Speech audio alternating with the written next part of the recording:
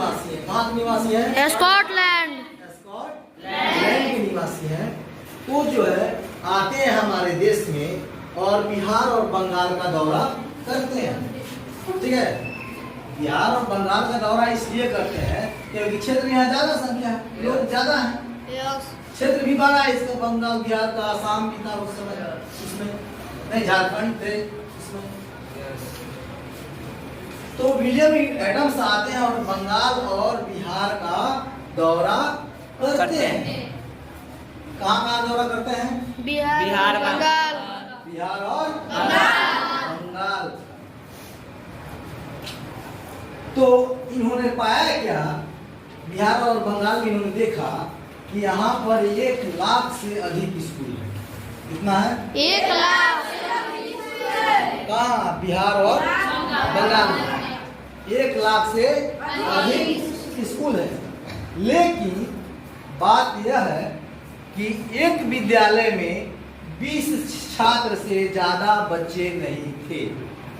कितने थे? 20 नहीं। तो एक स्कूल में 20 छात्र हैं तो 1 लाख स्कूल में हो जाएगा 20 लाख बच्चे। 20 लाख होंगे ना?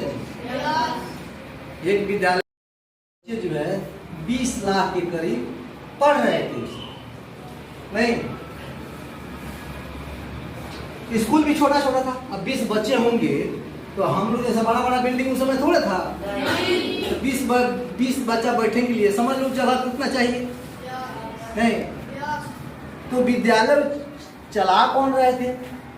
नहीं, हमारा विद्यालय सरकार चला रही है नहीं।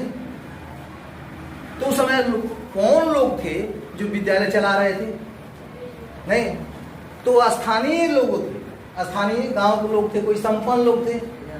कैसे आजकल गांव में ट्यूशन पढ़ाता है, कोई पढ़ लिया, दरवाजे पे कोचिंग सेंटर खोल देता है लोग, होम ट्यूशन लोग चलाता है कि नहीं। तो उसी प्रकार से उस समय के जो सभ्य लोग थे, संपन्न लोग थे, तो लोग अपना शिक्षण संस्थान शुरू किए थे, पढ़ाना शुरू किए थे। तो कहाँ कहाँ पढ़ाना शुरू किए थे? तो कहीं पे बरामदा में था पढ़ाना शुरू किए थे, कोई अपने घर में पढ़ाना शुरू किए थे, कहीं बरगद के पेड़ के नीचे पढ़ाना शुरू किए थे। अभी तो तुम्हारे यहाँ इतने बड़े बड़े बिल्डिंग है, टाइल्स लगे हुए, इतने व्यवस्थाएं हैं, पंखे लगे हुए हैं, बल्ब लगे हुए हैं। उस समय तो व्यवस्थाएं नहीं थी जो तुम लोग सुविधाएं। तो शिक्षा का तरीका जो है उस समय एडम ने पाया, क्या देखा यहाँ पे विलियम एडम्स ने, कि शिक्षा का लचीला जो है, शिक्षा का तरीका जो है काफी लचीला है। मतलब लचीला का मतलब ये होता है कि जैसे हमारे यहाँ धान की फसल कटाई हो रही है, दौनी हो रही है, अनाज लोग तैयार कर रहे हैं, ठीक है ना। उस समय जो फसल की कटाई होती थी तो उस समय बच्चे जो है फसल की कटाई में लग जाते थे नहीं। आज जब फसल कटाई में लगते थे, अनाज तैयार हो जाता था, तब वो स्कूल जो है, संस्थान जो है फिर दोबारा खुलता था नहीं। ये था लचीला। और आज के बच्चे देखो जाते हैं, आज के बच्चे भी जा रहे हैं फसल कटाई में। आज के बच्चे हमारे कुछ कम हुए हैं ना जी, सब बच्चे फसल कटाई में जरूर गए होंगे। और उस समय क्या था, एडम ने क्या पाया, स्कूल में उनके शिक्षण संस्थान में कोई फीस निश्चित नहीं थी। कौन बच्चा कितना फीस देगा ये निश्चित नहीं था। और कक्षाएं अलग अलग नहीं होती थी, कक्षाएं जो है अलग अलग नहीं होती थी। सारे बच्चे, सारे उम्र के बच्चे जो एक ही क्लास में, एक ही पास बैठते थे। अब तुम 8वां क्लास के हो तो 8वां लेवल तरीके से तुमको बतिया लेंगे। 6ठा लेवल लायक है तो 6ठा लायक किसी को बात कर लेंगे, पढ़ा देंगे। जो जिस लायक था उसके लायक उसको गुरुजी पढ़ा दिया करते, ठीक है। अलग अलग नहीं था कि 5वां क्लास लायक है तो 5वां बैठेगा, 6ठा के लिए है तो 6ठा में बैठेगा, 7वां के लिए तो 7वां में बैठेगा, 10वां के लिए है तो 10वां में बैठेगा। ऐसा कोई व्यवस्था नहीं।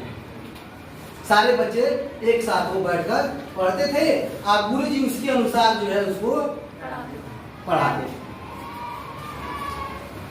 फीस निश्चित नहीं था कि तुमको 20 रुपया देना है चाहे 50 रुपया देना है। उसके आमदनी, उसके घर के आमदनी के हिसाब से, जैसा धनिक है गरीब है उसके हिसाब से फीस लोग देता था। गरीब है तो कम देता था और धनिक है तो कुछ ज्यादा देता नहीं।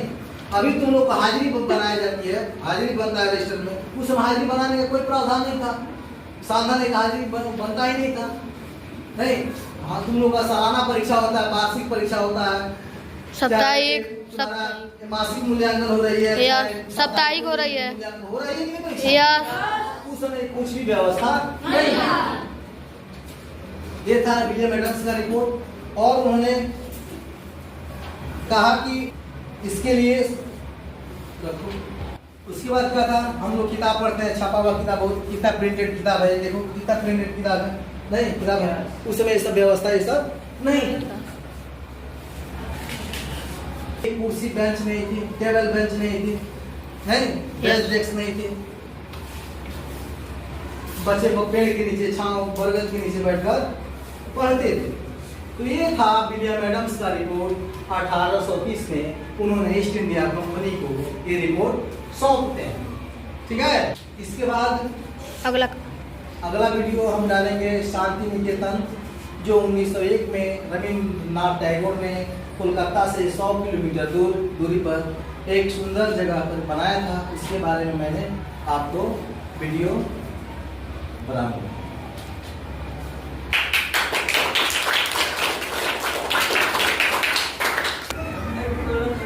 बोल